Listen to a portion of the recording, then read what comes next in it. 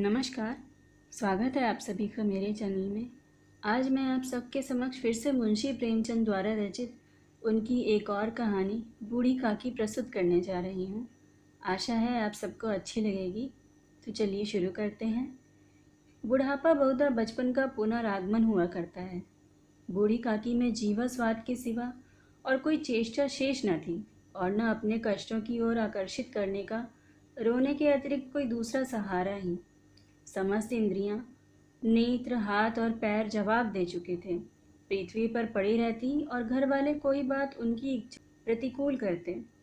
भोजन का समय टल जाता या उसका परिणाम पूर्ण न होता अथवा बाजार से कोई वस्तु आती और न मिलती तो ये रोने लगती थी। उनका रोना सिसकना साधारण रोना न होता था। वह गला फाड़ फाड़ कर रोती थी। उनके पति देव को स्वर्ग सिधारे कालांतर हो चुका था। बेटे तरुण हो होकर चल बसे थे। अब एक भतीजे के अलावा और उनका कोई भी नहीं था। उसी भतीजे के नाम उन्होंने अपनी सारी संपत्ति लिख दी थी। भतीजे ने सारी संपत्ति लिखवाते समय खूब लंबे चौड़े वादे किए, किंतु वे सब वादे केवल कुली डिपो की दलालों की दिखाए हुए सब्ज बाग थे। यद्यपि उस संपत्ति की वार्षिक आय 150-200 रुपये से कम न थी, तथापि बूढ़ी काकी को पेट भर भोजन भी कठिनाई से मिलता था। इसमें उनके भतीजे पंडित बुद्धिराम का अपराध था अथवा उनकी अर्धांगिनी श्रीमती रूपा का, इसका निर्णय करना सहज नहीं। बुद्धिराम स्वभाव के सज्जन थे, किंतु उसी समय तक जबकि उनके कोष पर आँच न आए। रूपा स्वभाव से तीव्र थी सही, पर ईश्वर से डरती थी। अतएव बूढ़ी काकी को उसकी तीव्रता उतनी ना खलती थी जितनी बुद्धिराम की भलमनसाहत। बुद्धिराम को कभी कभी अपने अत्याचार का खेद होता था। विचारते कि इसी संपत्ति के कारण मैं इस समय भला मानुष बना बैठा हूँ। यदि भौतिक आश्वासन और सुखी सहानुभूति से स्थिति में सुधार हो सकता हो, उन्हें कदाचित कोई आपत्ति न होती, परंतु विशेष व्यय का भय उनकी सुचेष्टा को दबाए रखता था। यहाँ तक कि यदि द्वार पर कोई भला आदमी बैठा होता और बूढ़ी काकी उस समय अपना राग अलापने लगते, तो वह आग हो जाते और घर में आकर उन्हें जोर से डांटते। लड़कों को बूढ़ों से स्वाभाविक विद्वेष होता ही है, और फिर जब माता पिता का यह रंग देखते तो वे बूढ़ी काकी को और सताया करते थे। कोई चुटकी काट कर भागता, कोई इन पर पानी की कुल्ली कर देता। काकी चीख मारकर रोती, परंतु यह बात प्रसिद्ध थी कि वे केवल खाने के लिए ही रोती हैं। अतएव उनके संताप और अर्थनाद पर कोई ध्यान नहीं देता था। हाँ, काकी क्रोधातुर होकर बच्चों को गालियां देने लगती तो रूपा घटना स्थल पर आ पहुंचती। इस भय से काकी अपनी जीवा कृपाण का कदाचित ही प्रयोग करती थी। यद्यपि उपद्रव शांति का यह उपाय रोने से कहीं अधिक उपयुक्त था। संपूर्ण परिवार में यदि काकी से किसी को अनुराग था तो वह बुद्धिराम की छोटी लड़की लाडली थी। लाडली अपने दोनों भाइयों के भय से अपने हिस्से की मिठाई और बाकी चीज़ें बूढ़ी काकी के पास बैठकर खाया करती थी। यही उसका रक्षागार था, और यद्यपि काकी की शरण उनकी लोलुपता के कारण बहुत महंगी पड़ती थी, तथापि भाइयों के अन्याय से सुरक्षा कहीं सुलभ थी। तो बस यही इसी स्वार्थ अनुकूलता ने उन दोनों में सहानुभूति का आरोपण कर दिया था। रात का समय था।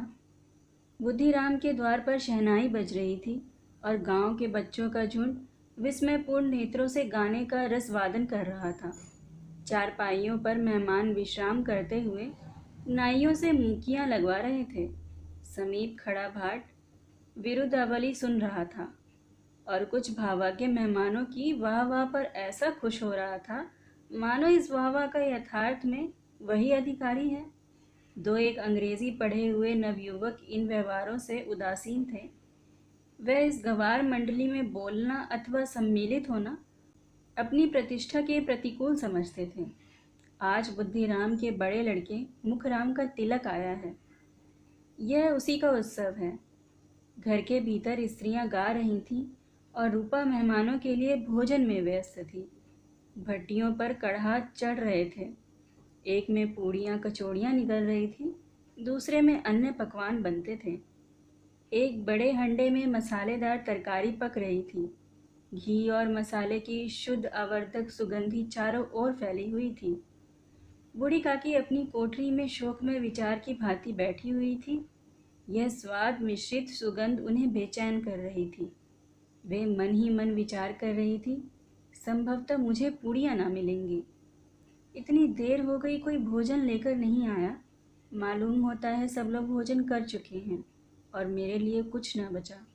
यह सोचकर उन्हें रोना आया, परंतु अपशकुन के भय से वह रो भी ना सकी। कैसी सुगंधी है, अब मुझे कौन पूछता है। जब रोटियों के ही लाले पड़े हैं तब ऐसे भागे कहाँ की भरपेट पूड़ियाँ मिलेंगी। यह विचार कर उन्हें रोना आया। कलेजे में हुक सी उठने लगी, परंतु रूपा के भय से उन्होंने फिर मौन धारण कर लिया।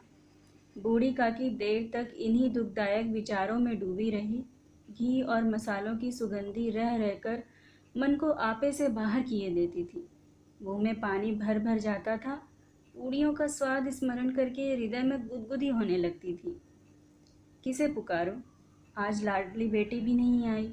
दोनों छोकरे सदा दिख जाया करते थे, आज उनका भी कहीं पता नहीं। कुछ मालूम तो होता कि क्या बन रहा है।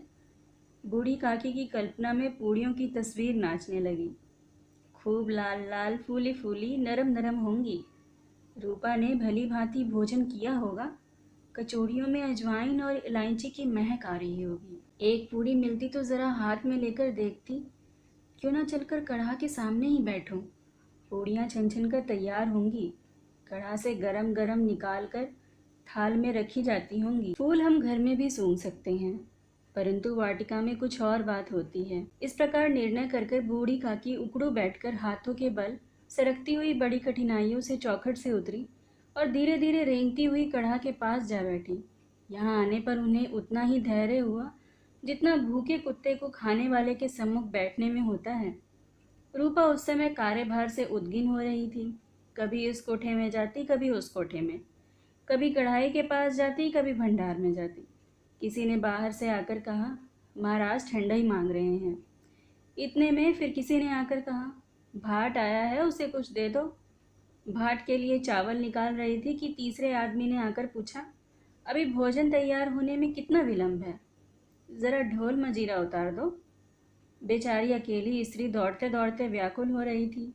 झुंझलाती थी, कुड़ती थी, परंतु क्रोध प्रकट करने का अवसर न पाती थी। वह होता कहीं पड़ोसी ने यह न कहने लगे कि इतने में उबल पड़ी। प्यास से स्वयं कंठ सूख रहा था, गर्मी के मारे फूकी जाती थी, परंतु इतना अवकाश न था कि ज़रा पानी पी ले अथवा पंखा लेकर झले। यह भी खटका था कि ज़रा आंख हटी और चीज़ों की लूट मची। इस अवस्था में उसने बूढ़ी काकी को कढ़ा के पास बैठी देखा तो जल गई।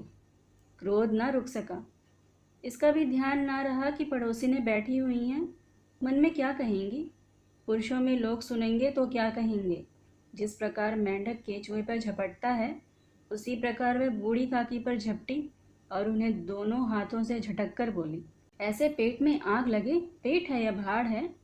कोठरी में बैठते हुए क्या दम घुटता था, अभी मेहमानों ने नहीं खाया, भगवान को भोग नहीं लगा, तब तक धैर्य न हो सका आपसे। आकर छाती पर सवार हो गई। जल जाए ऐसी जीभ, दिन भर खाती न होती तो जाने किसकी हांडी में मुंह डालती। गांव देखेगा तो कहेगा कि बुढ़िया को भरपेट खाने को नहीं मिलता, तभी तो इस तरह मुंह बाए फिरती है। डायन ना मरे ना माथा छोड़े, नाम बेचने पर लगी हैं, नाक कटवा कर दम लेंगी। इतनी ठूसती हैं, ना जाने कहाँ भस्म हो जाता है। भला चाहती हो तो जाकर कोठरी में बैठो, जब घर के लोग खाने लगेंगे तब तुम्हें भी मिलेगा। तुम कोई देवी नहीं हो, चाहे किसी के मुंह में पानी न जाए, परंतु तुम्हारी पूजा पहले ही हो जाए। बूढ़ी काकी ने सर उठाया, न रोई न बोली, चुपचाप रेंगती हुई अपनी कोठरी में चली गई।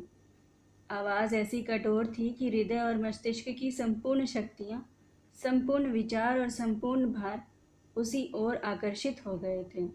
नदी में जब कगार का कोई वृद्ध खंड कटकर गिरता है तो आसपास का जल समूह चारों ओर से उसी स्थान को पूरा करने के लिए दौड़ता है। भोजन तैयार हो गया। आंगन में पतलें पड़ गई। मेहमान खाने लगे। स्त्रियों ने ज्योनार गीत गाना आरंभ कर दिया। मेहमानों के नाई और सेवक गण भी उसी मंडली के साथ किंतु कुछ हटकर भोजन करने बैठे थे, परंतु सभ्यता अनुसार जब तक सबके सब खा न चुके कोई उठ नहीं सकता था। दो एक मेहमान जो कुछ पढ़े लिखे थे, सेवकों के दीर्घ आहार पर झुंझला रहे थे। वे इस बंधन को व्यर्थ और बेकार की बात समझते थे। बूढ़ी काकी अपनी कोठरी में जाकर पश्चाताप कर रही थी कि मैं कहाँ से कहाँ आ गई। उन्हें रूपा पर क्रोध नहीं था, अपनी जल्दबाजी पर दुख था। सच ही तो है, जब तक मेहमान लोग भोजन न कर चुकेंगे, घर वाले कैसे खाएंगे। मुझसे इतनी देर भी न रहा गया, सबके सामने पानी उतर गया। अब जब तक कोई बुलाने नहीं आएगा न जाऊंगी मैं। मन ही मन इस प्रकार का विचार कर वह बुलाने की प्रतीक्षा करने लगी, परंतु घी की रुचिकर श्वास बड़ी धैर्य परीक्षक प्रतीत हो रही थी। उन्हें एक एक पल एक एक युग के समान मालूम होता था। जब पत्तल बिछ गई होगी, अब मेहमान आ गए होंगे, लोग हाथ पैर धो रहे होंगे, नाई पानी दे रहा है, मालूम होता है लोग खाने बैठ गए, ज्योनार गाया जा रहा है। यह विचार कर वह मन को बहलाने के लिए लेट गई। धीरे धीरे एक गीत गुनगुनाने लगी। उन्हें मालूम हुआ कि मुझे गाते देर हो गई। क्या इतनी देर तक लोग भोजन कर ही रहे होंगे? किसी की आवाज़ सुनाई नहीं देती। अवश्य ही लोग खा पी कर चले गए होंगे। मुझे कोई बुलाने नहीं आया है। रूपा चिढ़ गई है, क्या जाने ना बुलाए। वो सोचती होगी कि मैं अपने आप ही आऊँगी, क्योंकि मैं कोई मेहमान तो नहीं जो मुझे बुलाए। बूढ़ी काकी चलने को तैयार हुई, यह विश्वास कि 1 मिनट में पूड़ियाँ और मसालेदार तरकारियाँ सामने आएंगी। उनके स्वाद इंद्रियों को गुदगुदाने लगा। उन्होंने मन में तरह तरह के मंसूबे बांधे। पहले तरकारी से पूड़ियाँ खाऊंगी, फिर दही और शक्कर से। कचौड़ियाँ रायते के साथ मज़ेदार मालूम होंगी। चाहे कोई बुरा माने चाहे भला, मैं तो मांग मांग कर खाऊंगी। यही न लोग कहेंगे कि इन्हें विचार नहीं। क्या करें, इतने दिन के बाद जो पूड़ियाँ मिल रही हैं तो मुँह जूठा करके थोड़ी ही उठ जाऊंगी। वह उकड़ू बैठकर सरकती हुई आंगन में आई, परंतु हाय दुर्भाग्य, अभिलाषा ने अपने पुराने स्वभाव के अनुसार समय की मिथ्या कल्पना की थी। मेहमान मंडली अभी बैठी हुई थी। कोई खाकर उंगलियां चाटता था, कोई तिरछे नेत्रों से देखता था कि और लोग अभी खा रहे हैं या नहीं। कोई इस चिंता में था कि पत्तल पर पूड़ियाँ छूटी जाती हैं, किसी तरह इन्हें भीतर रख लेता। कोई दही खाकर चटकारता था, परंतु दूसरा दोना मांगते संकोच करता था कि इतने में बूढ़ी काकी रेंगती हुई उनके बीच में जा पहुंची। कई आदमी चौंक कर उठ खड़े हुए, पुकारने लगे, अरे ये बुढ़िया कौन है? यहाँ कहाँ से आ गई? देखो किसी को छू न दे। पंडित बुद्धिराम काकी को देखते ही क्रोध से तिलमिला गए। पूड़ियों का थाल लिए खड़े थे। थाल को जमीन पर पटक दिया और जिस प्रकार निर्दयी महाजन अपने किसी बेईमान और भगोड़े कर्जदार को देखते ही उसको टेटुआ पकड़ लेता है, उसी तरह लपक कर उन्होंने काकी के दोनों हाथ पकड़े और घसीटते हुए लाकर उन्हें अंधेरी कोठरी में दम से पटक दिया।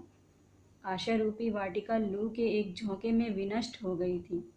मेहमानों ने भोजन किया, घर वालों ने भोजन किया, बाजे वाले धोबी चमार भी भोजन कर चुके थे, परंतु बूढ़ी काकी को किसी ने न पूछा। बुद्धिराम और रूपा दोनों ही बूढ़ी काकी को उन निर्लजता के लिए दंड देने का निश्चय कर चुके थे। उनके बुढ़ापे पर, दीनता पर, हतज्ञान पर किसी को करुणा न आई थी। अकेले लाडली उनके लिए कुढ़ रही थी। लाडली को काकी से अत्यंत प्रेम था। बेचारी भोली लड़की थी, बाल विनोद और चंचलता की उसमें गंध तक न थी। दोनों बार जब उसके माता पिता ने काकी को निर्दयता घसीटा तो लाडली का हृदय ऐंठ कर रह गया। वह झुंझला रही थी कि हम लोग काकी को क्यों बहुत सी पूड़ियाँ नहीं देते। क्या मेहमान सबके सब खा जाएंगे? और यदि काकी ने मेहमानों से पहले खा लिया तो क्या बिगड़ जाएगा? वह काकी के पास जाकर उन्हें धैर्य देना चाहती थी, परंतु माता के भय से न जाती थी। उसने अपने हिस्से की पूड़ियाँ बिल्कुल न खाई थी, अपनी गुड़िया की पिटारी में बंद करके रखी थी। उन पूड़ियों को काकी के पास ले जाना चाहती थी। उसका हृदय अधीर हो रहा था। बूढ़ी काकी मेरी बात सुनते ही उठ बैठेंगी, पूड़ियाँ देखकर कैसी प्रसन्न होंगी, मुझे खूब प्यार करेंगी। रात को 11 बज गए थे। रूपा आंगन में पड़ी सो रही थी। लाडली की आंखों में नींद न आती थी। काकी को पूड़ियाँ खिलाने की खुशी उसे सोने न देती थी। उसने गुड़ियों की पिटारी सामने रखी थी। जब विश्वास हो गया कि अम्मा सो रही है तो वह चुपके से उठी और विचारने लगी, कैसे चलूं? चारों ओर अंधेरा था, केवल चूल्हों में आग चमक रही थी और चूल्हों के पास एक कुत्ता लेटा हुआ था। लाडली की दृष्टि सामने वाले नीम पर गई। उसे मालूम हुआ उस पर हनुमान जी बैठे हुए हैं। उनकी पूंछ, उनका गदा वह स्पष्ट दिखाई दे रहा है। मारे भय के उसने आंखें बंद कर ली। इतने में कुत्ता उठ बैठा। लाडली को ढाढ़स हुआ। कई सोए हुए मनुष्यों के बदले एक भागता हुआ कुत्ता उसके लिए अधिक धैर्य का कारण हुआ। उसने पिटारी उठाई और बूढ़ी काकी की कोठरी की ओर चल दी। बूढ़ी काकी को केवल इतना स्मरण था कि किसी ने मेरे हाथ पकड़कर घसीटे। फिर ऐसा मालूम हुआ कि जैसे कोई पहाड़ पर उड़ाए लिए जाता है। उनके पैर बार बार पत्थरों से टकराए। तब किसी ने उन्हें पहाड़ से पटका और वे मूर्छित हो गईं। जब वह सचेत हुई तो किसी की जरा भी आहट न मिलती थी। समझी कि सब लोग खा पीकर सो गए और उनके साथ मेरी तकदीर भी सो गई। रात कैसे कटेगी? राम, क्या खाऊं? पेट में अग्नि धधक रही है। हाँ, किसी ने मेरी सुध न ली। क्या मेरा पेट काटने से धन जुड़ जाएगा? इन लोगों को इतनी भी दया नहीं आती कि ना जाने बुढ़िया कब मर जाए। उसका जी क्यों दुखाए? मैं पेट की रोटियां ही खाती हूँ कि कुछ और भी खाती हूँ। इस पर यह हाल है। मैं अंधी अपाहिज ठहरी, न कुछ सुनूं न बुझूं। यदि आंगन में चली गई तो क्या बुद्धिराम से इतना कहते ना बनता था कि काकी अभी लोग खाना खा रहे हैं, फिर आना। मुझे घसीटा, पटका। उन्हीं पूड़ियों के लिए रूपा ने सबके सामने गालियां दी। उन्हीं पूड़ियों के लिए इतनी दुर्गति करने पर भी उनका पत्थर का कलेजा न पसीजा।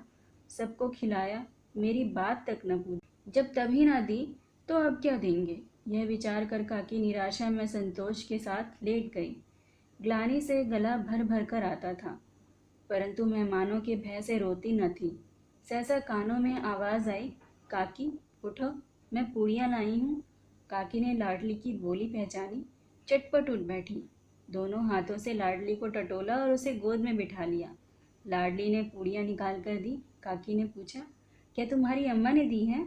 लाडली ने कहा, नहीं, ये मेरे हिस्से की है। काकी पूड़ियों पर टूट पड़ी। 5 मिनट में पिटारी खाली हो गई। लाडली ने पूछा, काकी पेट भर गया?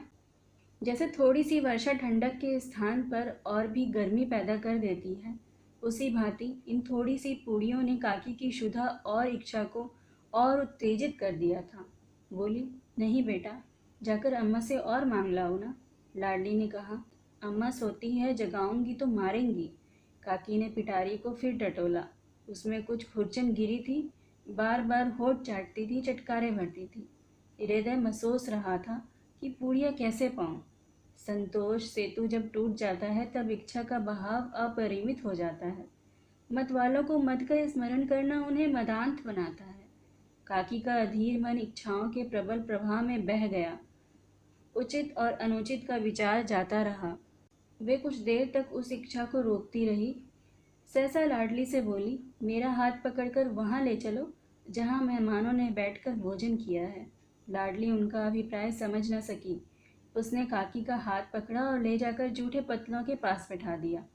दीन शुद्धातुर हत ज्ञान बुढ़िया पत्तलों से पूड़ियों के टुकड़े चुन चुनकर भक्षण करने लगी। दही कितना स्वादिष्ट था, कचौड़ियाँ कितनी सलोनी हैं, खस्ता कितने मुलायम। काकी बुद्धिहीन होते हुए भी इतना जानती थी कि मैं वह काम कर रही हूँ जो मुझे कभी नहीं करना चाहिए। दूसरों की जूठी पत्तल चाट रही हूँ। परंतु बुढ़ापा तृष्णा रोग का अंतिम समय है, जब संपूर्ण इच्छाएं एक ही केंद्र पर आ लगती हैं। बूढ़ी काकी में यह केंद्र उनकी स्वाद इंद्रियों में थी। ठीक उसी समय रूपा की आंखें खुली। उसे मालूम हुआ कि लाडली मेरे पास नहीं है। वह चौंकी, चारपाई के इधर उधर ताकने लगी कि कहीं नीचे तो नहीं गिर पड़ी। उसे वहां न पाकर वह उठी तो देखती है कि लाडली जूठे पत्तलों के पास चुपचाप खड़ी है और बूढ़ी काकी पत्तलों पर से पूड़ियों के टुकड़े उठा उठाकर खा रही हैं। रूपा का हृदय सन्न हो गया। किसी गाय की गर्दन पर छुरी चलते देखकर जो अवस्था उसकी होती, वही उस समय हुई।